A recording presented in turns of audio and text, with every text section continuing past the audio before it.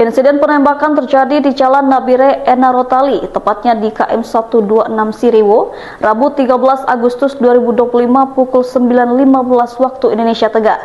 Kelompok separatis bersenjata Organisasi Papua Merdeka menyerang anggota Brimob Batalion C Nabire yang tengah melakukan pengamanan perbaikan jalan.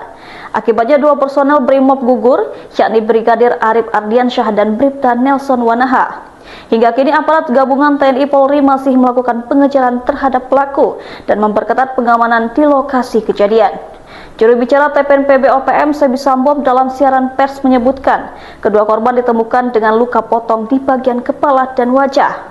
Menurut laporan personel intelijen strategis TPNPB dari KM 100 Nabire, insiden ini membuat seluruh akses lintas Nabire menuju Dogiai lumpuh total.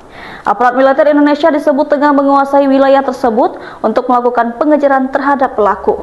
Manajemen Markas Pusat Komnas TPNPB mengimbau agar aparat tidak melakukan aksi kekerasan atau pembalasan terhadap warga sipil di sekitar lokasi kejadian sebelum pelaku utama ditemukan.